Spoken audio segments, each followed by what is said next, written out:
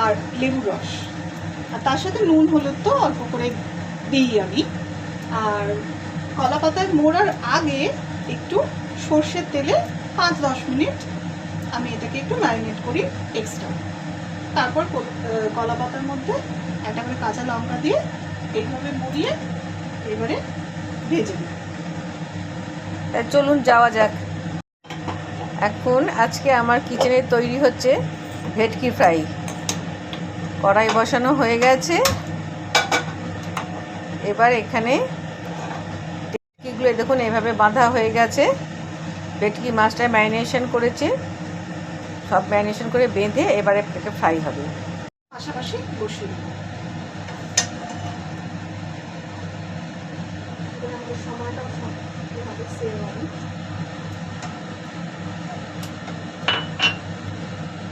করবো আমি একটা একটা করে বসিয়ে দিচ্ছি। একসাথে আমার অনেকগুলো হয়ে যাবে।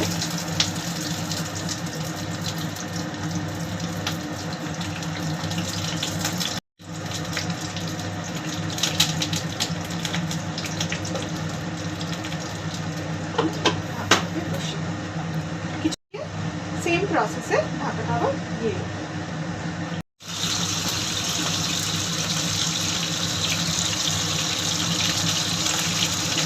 দিলাম।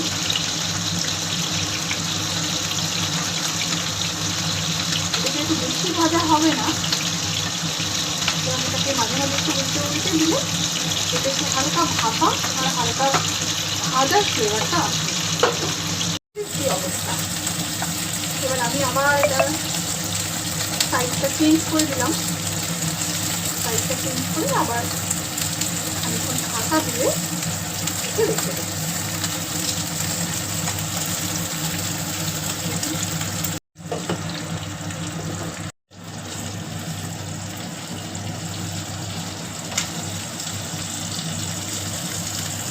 এখন তুলবো, যতটা পারবো তেলটা ঝরিয়ে তুলে নেওয়ার চেষ্টা করবো।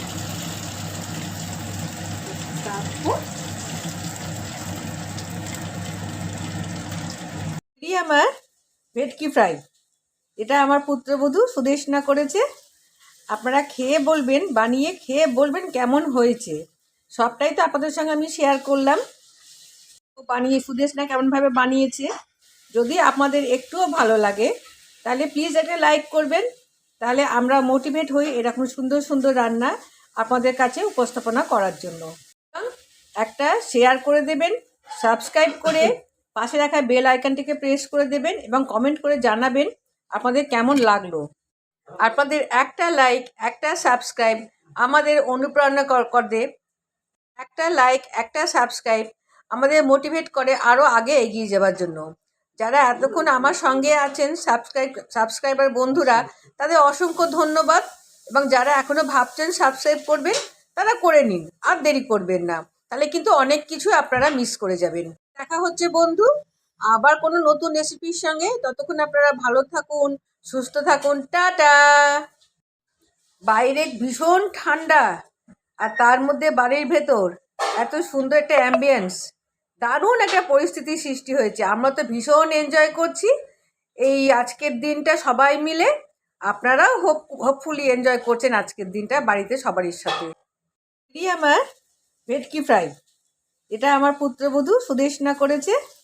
আপনারা খেয়ে বলবেন, বানিয়ে খেয়ে বলবেন কেমন হয়েছে। সবটাই তো আপনাদের সঙ্গে আমি শেয়ার করলাম।